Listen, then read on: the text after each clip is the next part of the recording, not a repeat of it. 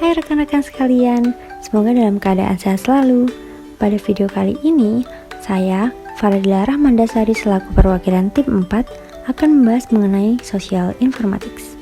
Pertama-tama, kita akan membahas terkait apa sih social informatics itu. Social informatics adalah studi yang mempelajari aspek sosial komputerisasi termasuk peran teknologi informasi dalam perubahan sosial dan organisasi, serta cara organisasi sosial teknologi informasi dipengaruhi oleh kekuatan dan praktik sosial. Atau sederhananya, bidang studi yang mempelajari bagaimana teknologi informasi mempengaruhi masyarakat dan bagaimana masyarakat mempengaruhi teknologi informasi. Perkembangan social informatics berkaitan erat dengan munculnya sosial media yang semakin dekat dengan kehidupan manusia. Platform media sosial populer ini contohnya seperti WhatsApp, Instagram, Facebook, YouTube, dan TikTok. Kemudian, apakah kalian tahu bahwa potensi media sosial di Indonesia ternyata sangat besar loh?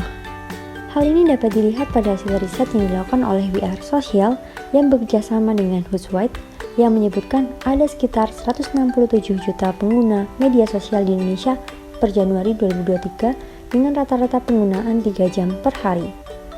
Kita sebagai pengguna media sosial dapat dikategorikan sebagai digital consumers. Apa sih digital consumers itu?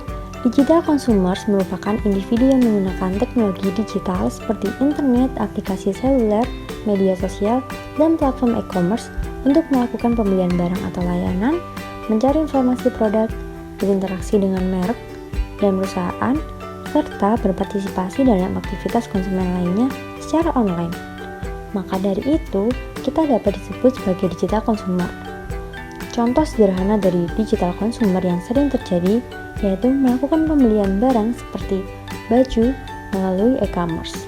Kemudian, apa hubungan antara social informatics dengan digital consumer?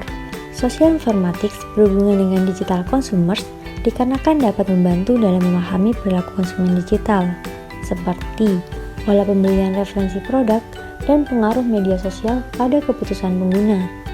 Selanjutnya yaitu how social media will impact marketing media. Dapat dilihat pada riset sebelumnya bahwa pemasaran digital saat ini sangat dipengaruhi oleh media sosial yang meluas. Media sosial bukan hanya platform interaksi sosial, tetapi juga mengubah cara bisnis bekerja. Pemasar kini lebih memanfaatkan media sosial untuk mempengaruhi keputusan pelanggan.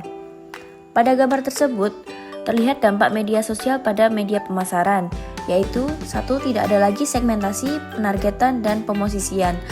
Kedua, keterjangkauan adalah realitas baru. Ketiga, kecanduan media sosial. Keempat, pertumbuhan komunitas virtual.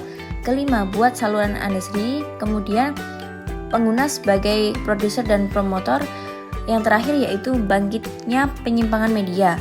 Lalu, bagaimana cara untuk mengubah audiens agar menjadi pengguna? Audiens di media sosial tidak terbatas pada jumlah pengikut saja.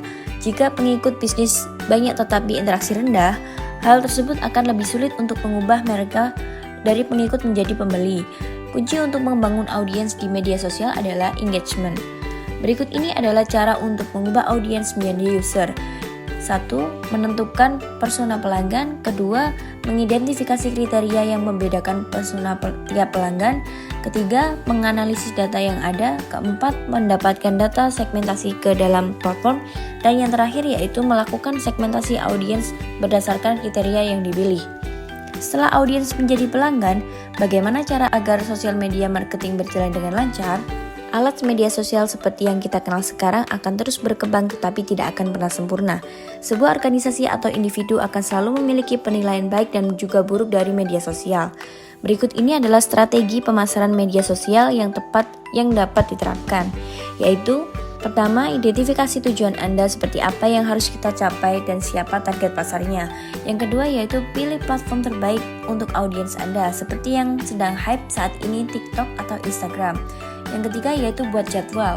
Jadwal yang dimaksud di sini adalah jadwal untuk melakukan posting konten yang tepat itu jam berapa dan momennya pada momen apa. Yang keempat yaitu terlibat dengan audiens Anda. Yang kelima, lacak metrik yang tepat. Kemudian yang terakhir adalah beradaptasi belajar dan tumbuh. Selanjutnya, the online store. Online store ini erat kaitannya dengan social informatics. Hal ini dikarenakan pada era digital, toko online sangat populer dan menjadi pilihan utama bagi masyarakat untuk melakukan kegiatan jual beli, seperti contoh Facebook, Instagram, Twitter, TikTok Shop, Lazada, Shopee, dan juga Tokopedia. Lalu bagaimana cara untuk memulai sebuah online store? Berikut adalah cara untuk memulai sebuah online store. Yang pertama yaitu pilih sebuah platform e-commerce, kemudian tentukan target audiens, lalu pilih produk Anda, kemudian desain situs Anda, lalu hubungkan portal pembayaran, kemudian pilih struktur bisnis, lalu siapkan toko Anda untuk diluncurkan dan toko online selesai dibuat.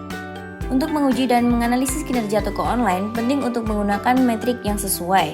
Google Analytics adalah alat yang sangat berguna dalam hal ini. Dengan Google Analytics, Anda dapat mendapatkan informasi mendetail tentang situs web Anda, termasuk demografi pengunjung, perilaku pengguna, serta kinerja iklan jika Anda menggunakan Google Ads. Ini membuat Anda dalam mengidentifikasi area-area yang perlu diperbaiki untuk meningkatkan keuntungan toko Anda. Selain itu, Google Analytics gratis digunakan dan tersedia sebagai aplikasi di perangkat Android dan iOS. Dengan memanfaatkan kedua alat ini, Anda dapat mengoptimalkan performa toko online Anda dengan lebih efisien dan efektif. Terima kasih telah menonton video ini. Mohon maaf jika ada salah kata dalam pembawaan materi ini. Kami harap video ini dapat menjadi sarana pembelajaran efektif untuk belajar sosial informatics. Sekian dari kami, terima kasih atas perhatiannya dan semoga bermanfaat.